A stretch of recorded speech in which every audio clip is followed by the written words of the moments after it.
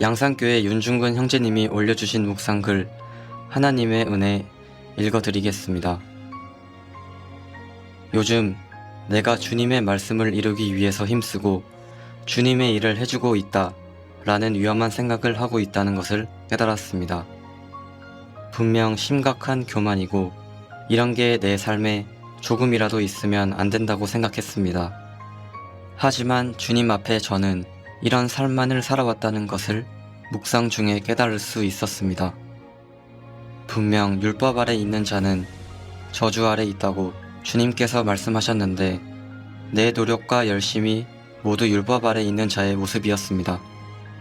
내가 주님의 일을 해서 주님을 기쁘시게 하는 것이 아니었습니다. 주님을 위해서 내가 노력하고 나의 열심과 정성을 쏟아붓는 것이 주님께서 원하시는 것이 아니라는 것을 깨달았습니다. 결국 묵상하며 알게 된 것이 있습니다. 내가 구원받은 것은 무조건적인 하나님의 은혜라는 것입니다. 이전에는 신앙생활이 나의 열심과 노력이라고 생각했습니다. 내가 했던 노력과 행실들을 생각해보니 절망과 낙담뿐이었습니다. 주님께서 궁극적으로 원하시는 것이 무엇인가 곰곰이 생각해보니 알 수 있었습니다. 나를 비우는 것이 주님께서 가장 원하시는 것이었습니다. 나를 비우고 나의 정성과 노력과 열심을 다 버리고 주님을 기다리는 것 말입니다.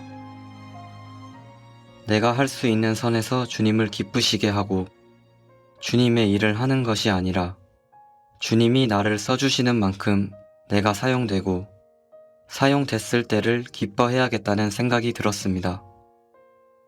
신앙생활은 역시 하나님의 은혜의 연속이었습니다.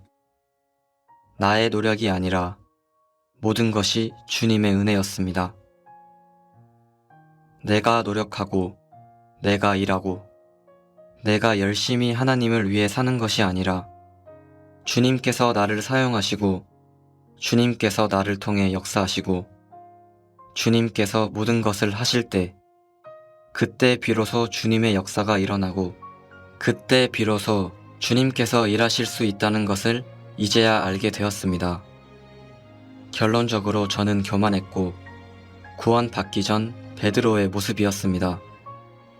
주님을 위해서 모든 것을 하겠다는 베드로가 이 세상의 창조주를 지키기 위해 칼을 들었던 것이 얼마나 웃긴지요. 주님께서 능력이 없어서 끌려가는 것이 아닌데 베드로는 인간 예수님을 지키기 위해 모든 힘과 노력을 다 했습니다. 내 삶이 그랬습니다. 모든 것을 다 하실 수 있는 주님을 뒤로 제쳐두고 제 힘과 노력으로 주님을 위해 살아보려고 했습니다.